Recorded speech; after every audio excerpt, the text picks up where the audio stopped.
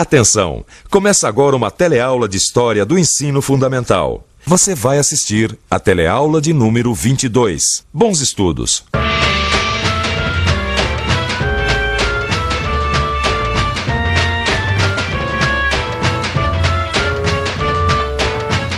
Este daqui é o Palácio do Catete, no Rio de Janeiro. Era daqui que os presidentes da República governavam o Brasil, até a troca da capital do Rio de Janeiro para Brasília. Vamos entrar e conhecer o poder por dentro?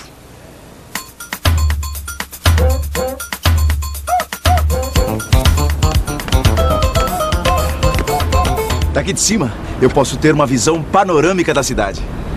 Na teleaula de hoje e na próxima, nós vamos ter essa mesma visão panorâmica, só que do passado. Eu vou ajustar esse telescópio aqui para o primeiro ano da República, 1889, e só parar em 1930.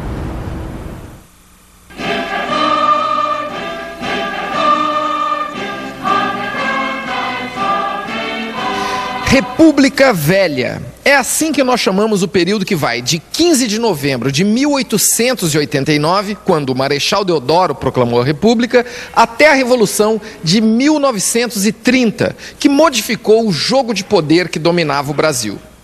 A República Velha foi de 1889 até 1930. Ela pode ser dividida em duas fases. A militar, que durou de 1889 a 1894, e a oligárquica, que foi de 1894 a 1930. A fase militar também é chamada de República da Espada. É uma outra maneira de falar de uma fase comandada por militares. Esta fase durou até 1894. O primeiro presidente militar foi o Marechal Deodoro da Fonseca, aquele mesmo que proclamou a República. Ele ficou sendo presidente provisório e logo depois foi eleito pelo Congresso Constituinte. O seu governo durou pouco. Muito autoritário, Deodoro resolveu fechar o Congresso e foi deposto. No seu lugar assumiu o vice-presidente de Deodoro, o Marechal Floriano Peixoto, em 1891. Ordem e progresso. O que isso quer dizer mesmo? Para os positivistas, era tratar bem da população, estabelecendo direitos como saúde e educação. Mas os positivistas não davam muita importância aos direitos políticos, como o voto e a organização partidária. Quer dizer, os positivistas eram democratas, mas não muito. E os positivistas ainda arrumaram brigas com outros grupos do Congresso Constituinte, os conservadores liberais e os republicanos radicais. Vamos ver no que deram essas brigas. Além dos positivistas, o Congresso era formado pelos conservadores liberais. Os conservadores liberais eram maioria e representavam os fazendeiros de café. Defendiam os interesses e privilégios dos donos de terra, dos negociantes e banqueiros. Foram os conservadores liberais que batizaram oficialmente o país com o nome de República dos Estados Unidos do Brasil. O terceiro grupo, liderado por Silva Jardim e Lopes Trovão, era o dos republicanos radicais. Os republicanos radicais lutavam pelos direitos civis e políticos do povo. Queriam que o Estado fornecesse saúde e educação gratuitas e terras para todos. Para os conservadores, esse grupo era exaltado, idealista e inimigo da ordem. Eu estava aqui olhando como essas brigas no Congresso afetaram o resto do país. Com a proclamação da República, as províncias passaram a se chamar estados. Ganharam autonomia, isto é, podiam organizar suas próprias constituições. No Rio Grande do Sul, havia um conflito entre os positivistas e os liberais. Um conflito tão sério que acabou em revolução. A Revolução Federalista. As brigas entre os positivistas, os conservadores liberais e os republicanos radicais explodiram para valer no Rio Grande do Sul. Lá arrebentou a Revolução Federalista. Federalismo é a forma de governo pela qual diversos estados se reúnem numa só nação, mas conservando sua autonomia. Pois a Revolução no Rio Grande do Sul queria justamente isso, que o Estado tivesse mais poder de decisão sem depender tanto do presidente. Os revolucionários defendiam o parlamentarismo. onde o poder do presidente é dividido com o Congresso, ou seja, os parlamentares. A Revolução Federalista foi sangrenta e alcançou até o Rio de Janeiro. No Rio, na Baía de Guanabara, houve a Revolta da Armada. O presidente Floriano Peixoto ganhou o apelido de Marechal de Ferro. Dá para adivinhar por quê? Foi porque ele se aliou aos republicanos conservadores liberais e, com a ajuda deles e do exército, acabou com a Revolução Federalista e a Revolta da Armada. Conseguiu consolidar o novo regime e garantiu a sua sucessão. Elegeu como novo presidente um representante da oligarquia cafeeira, Prudente de Moraes, em 1894. Este aqui é Prudente de Moraes, o primeiro presidente civil da República. Agora nós passamos da fase militar para a fase oligárquica. Oligarquia, você sabe, é o governo de poucas pessoas, pertencentes a um mesmo partido, classe ou família.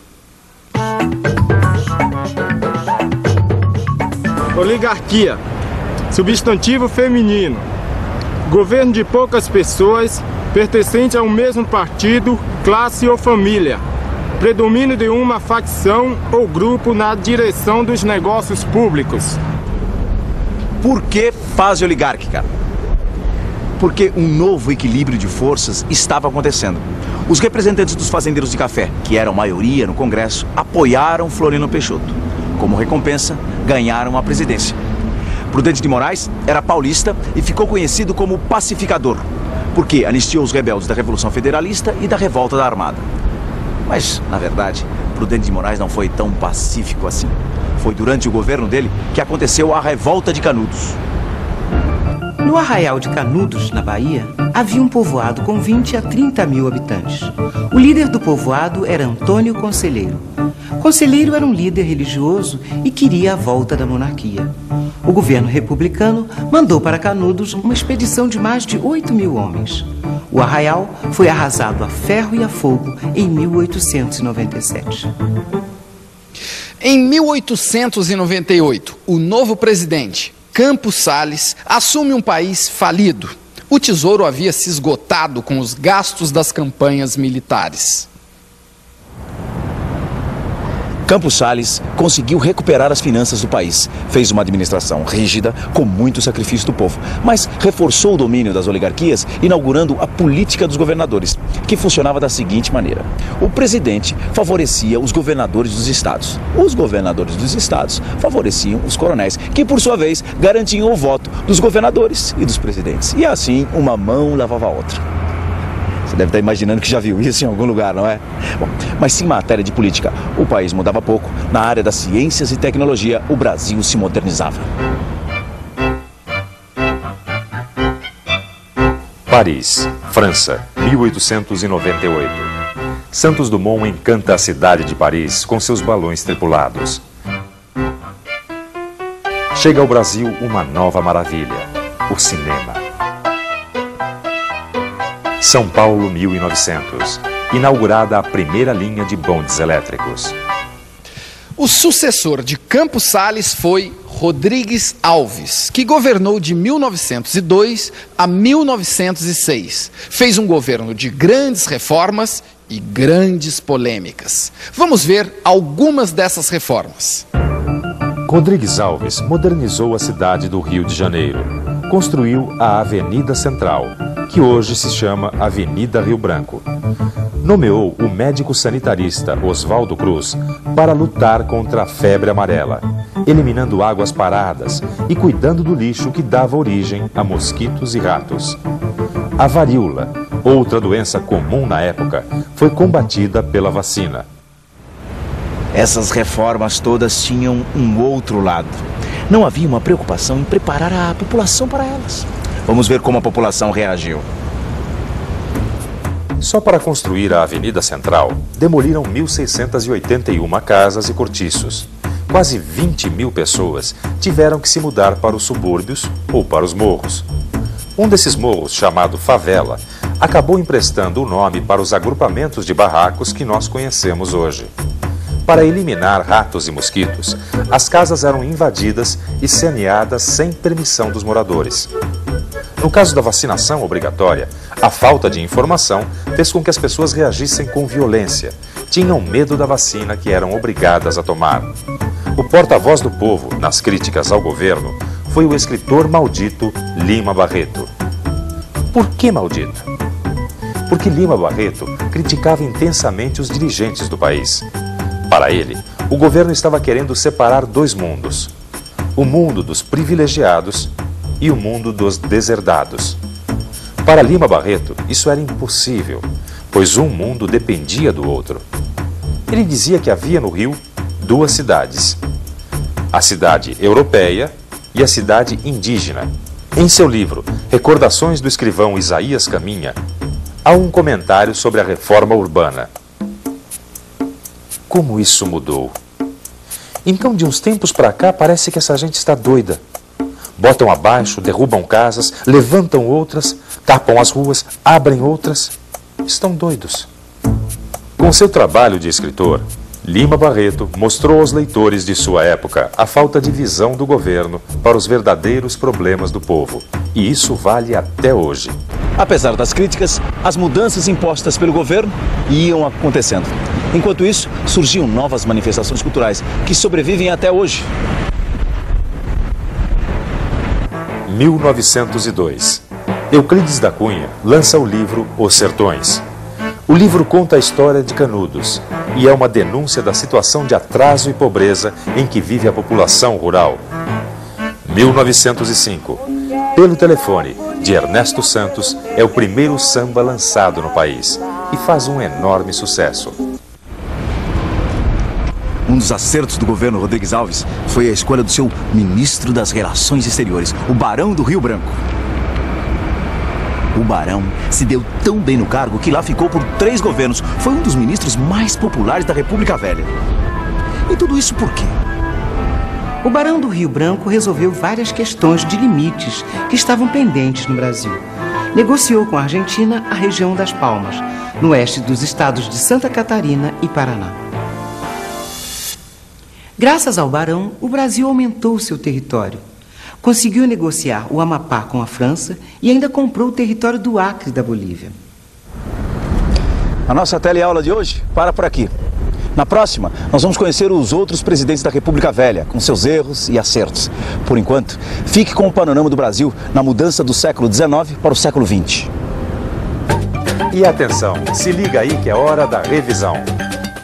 Na teleaula de hoje, nós conhecemos os 5 primeiros presidentes da República do Brasil. Vimos também que houve uma fase de presidentes militares e outra oligárquica, isto é, um governo de poucas pessoas de uma mesma classe ou família.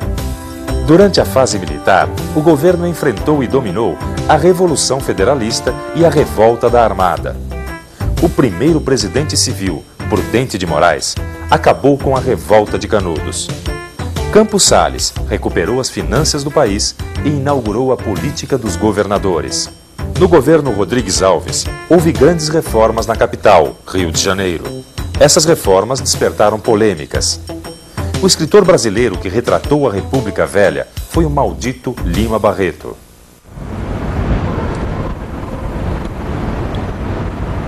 Hoje nós vimos a história por aqui. Mas a história da nação brasileira continua acontecendo aqui, ó, bem na nossa frente. História a gente aprende nos livros e olhando em volta. E a história que está acontecendo agora é a sua. Pense nisso até a próxima aula.